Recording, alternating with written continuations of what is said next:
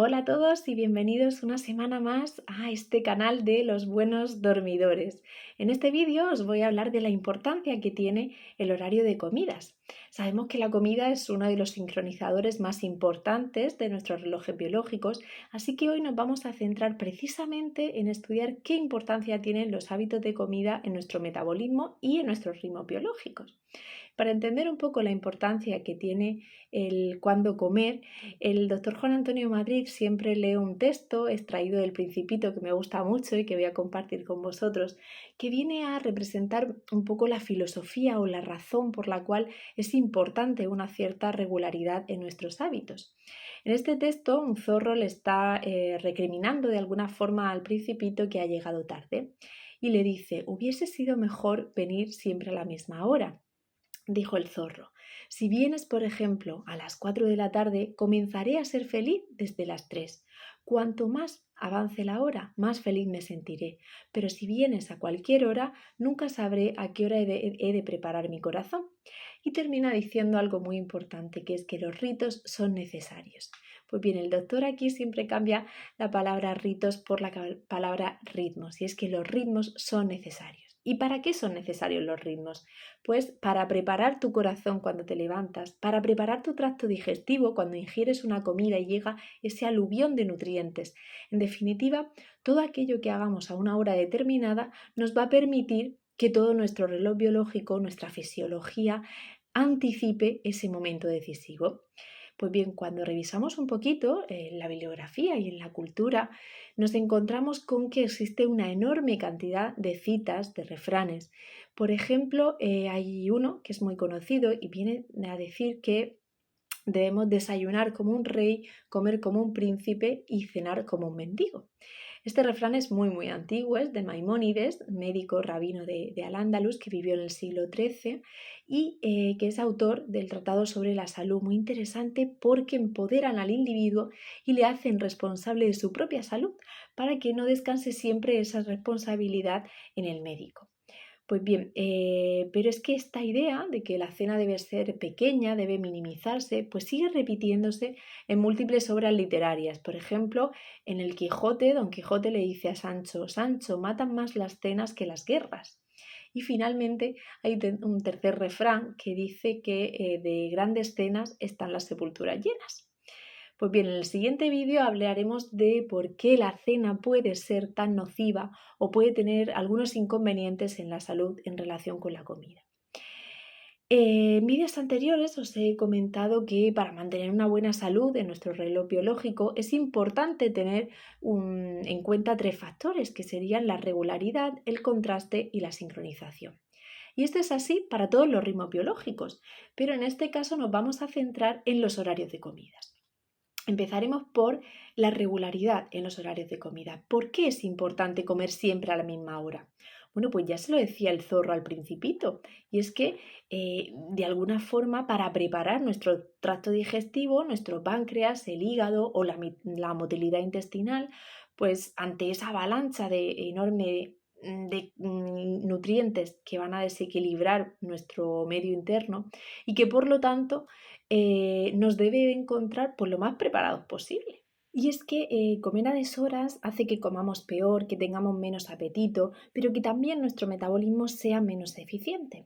De hecho, ya se empieza a hablar de algo parecido al jet lag social que hablábamos en vídeos anteriores, pero que se conoce con el nombre de jet lag alimentario. Es el hecho de que nuestros horarios de comida difieran al menos 2 horas entre los días libres y los días de trabajo, o entre unos días y otros, sean cuales sean. Es lo que en inglés se conoce como eating jet lag y que se asocia a alteraciones metabólicas y alteraciones de peso. Por ejemplo, un jet lag alimentario superior a 2 horas de diferencia en horario de comida se correlaciona con un aumento en el índice de masa corporal, con sobrepeso, pero también con alteración de marcadores metabólicos. Por ejemplo, la proteína C reactiva aumenta a partir de 2 horas de jet lag social.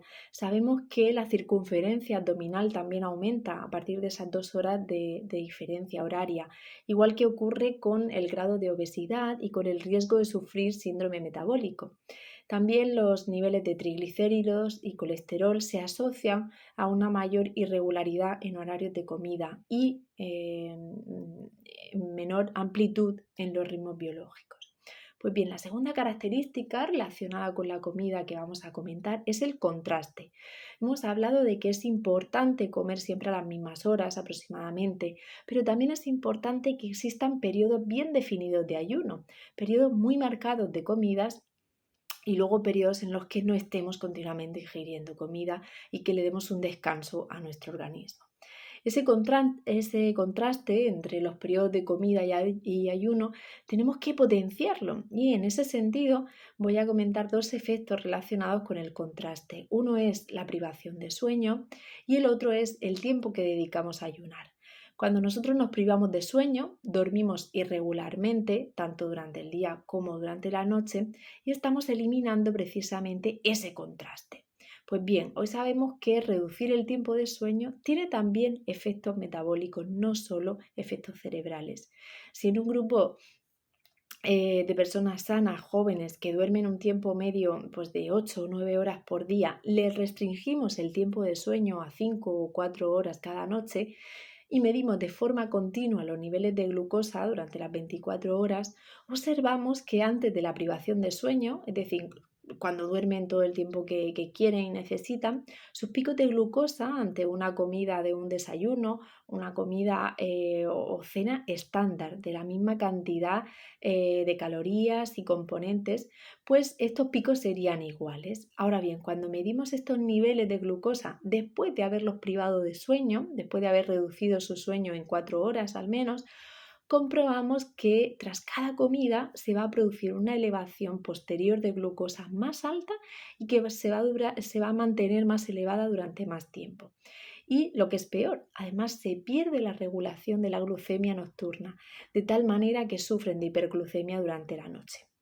También el hecho de que durmamos mal o poco, la privación del sueño en general se va a asociar a trastornos metabólicos mucho más amplios. La falta de sueño se sabe que aumenta el hambre y aumenta el hambre por dos razones, porque disminuye la hormona saciante, que es la leptina, y aumenta la grelina, que es la hormona que nos produce apetito.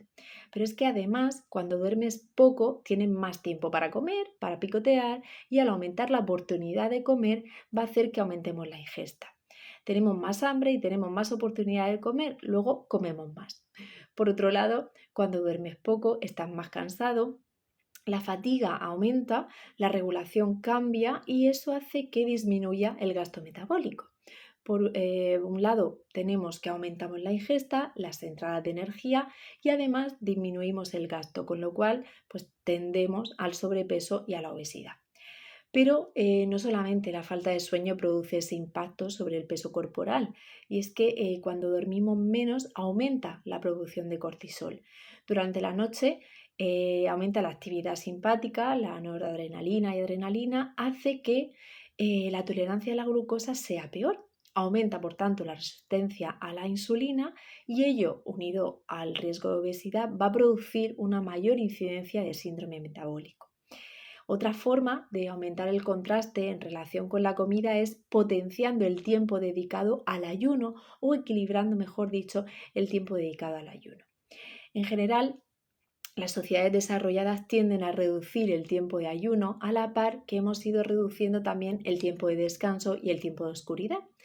De hecho, por término medio, sobre todo en estudios realizados en Estados Unidos, se muestra que expandir el tiempo de ayuno desde las 8 horas que la mayoría hacen hasta las 12 o 14 horas podría mejorar numerosos marcadores metabólicos. Por ejemplo, mejora la tolerancia a la glucosa, disminuye la resistencia a la insulina, la glucemia basal, la glucemia que tenemos por la mañana también disminuye.